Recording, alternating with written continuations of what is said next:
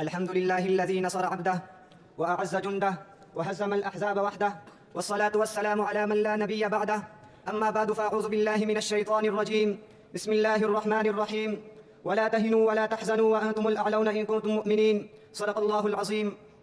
کچھ اہل ستم، کچھ اہل حشم قبلہ اول گرانے آئے تھے، غزہ کو چھو کے چلے گئے، دیکھا کہ یہ پتھر باری ہے، زخموں سے بدن گلزار سہی، تم اپنے شکستہ تیر گنو، خود ترکش والے کہہ دیں گے یہ بازی کس نے ہاری ہے، یہ بازی حق کی بازی ہے، یہ بازی تم ہی ہارو گے، یہ بازی حق کی بازی ہے، یہ بازی تم ہی ہارو گے، گھر گھر سے مجاہد نکلے گا، تم کتنے مجاہد مارو گے۔ انتہائی واجب الاحترام حضرات اساتذہ کرام، منصفین عظام اور میرے طلباء ساتھیوں، السلام علیکم ورحمۃ اللہ وبرکاتہ۔ آج کے اس عظیم الشان تقریری مسابقے میں جس موضوع پر لب کشائی کرنے کا موقع ملا ہے وہ ہے غزہ کے مجاہدین کی مزاحمت، حق اور باطل کا مارکا۔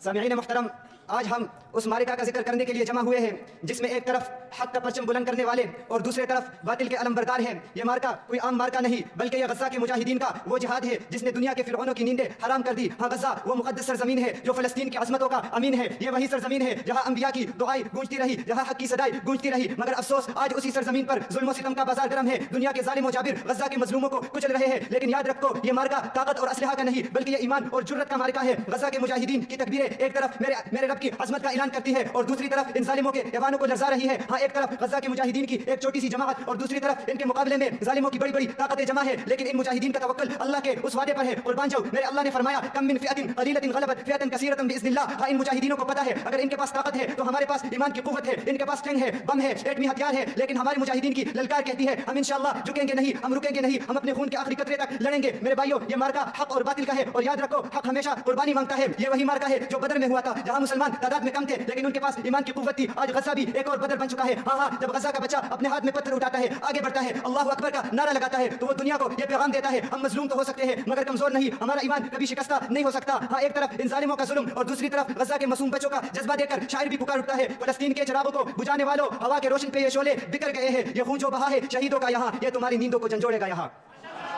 سامعین محترم، غزہ کے مجاہدین کی مزاحمت اعلان کرتی ہے کہ باطل کا وجود عارضی ہوتا ہے اور حق کا پرچم ہمیشہ سر بلند رہتا ہے۔